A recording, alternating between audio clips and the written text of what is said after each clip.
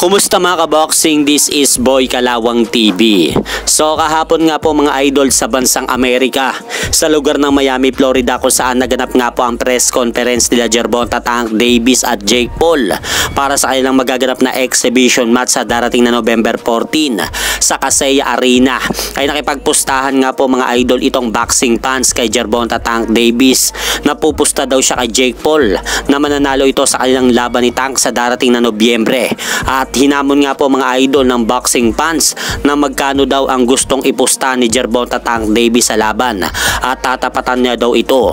At dahil sa hamon na yan mga idol ng boxing fans kay Tank, sinabi nga po ni Gervonta Tank Davis na $200,000 ang ipupusta niya sa laban. At sinabi naman po ng lalaki mga idol na magkita daw sila ni Gervonta Tank Davis sa pustahan ng $250,000 ang ipupusta nito na mananalo si Jake Paul sa laban. Kaya dahil po sa pag-aangas na yan mga idol ng boxing fans kay Tank, ay dinoble nga po nito ang pusta na siya ang mananalo kay Jake Paul. At ginawa nga po mga idol ni Gervonta Tank Davis ang pusta ng $500,000. Kaya sumali na nga po mga idol itong si Jake Paul sa pustahan nila Davis at ng boxing fans na nakikipagpustahan kay Tank na gawin na daw nilang milyon ang pusta na yan sa kanilang darating na laban. Kaya hindi na nga po nakapagpigil mga idol itong si Gervonta Tank Davis kay Jake Paul at sinabi nito sa press con na gawin na daw nilang 2 milyon ang pusta sa kanilang magaganap na laban sa November 14. Kaya nagkasundo na nga po si Tank at Jake Paul mga idol sa pustahan na yan at nagkamayan pa ang dalawa. I got Jake winning. We already side betted though. We already did. What was the bet? 200. Let's go 250. Let's go 500. No, hell no. See, Jake, that's what Jake. Come on, Wow. you have to take it, bro. Jake, y'all are making $50 million for this on Netflix. I can't do it. You split the bet with me, 250, 250. Easy. Let's make it $1 million. Whoa.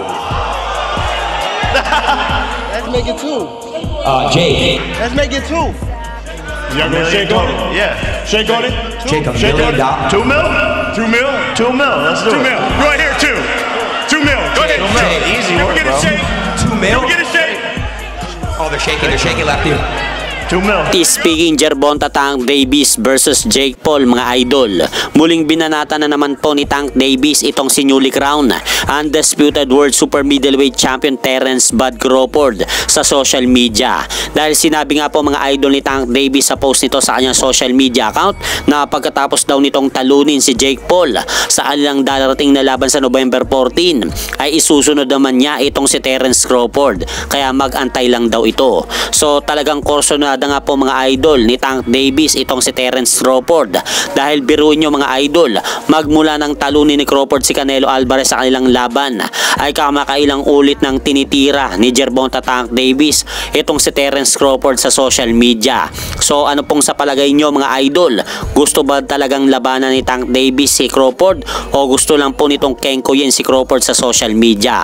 At hanggang dito na lang po muna ang aking update sa mga ganapan sa mundo ng boxing. At syempre mga idol, huwag nyo rin pong kalimutan, pakisuportahan nyo naman po muna ng ating munting channel. Maraming salamat po.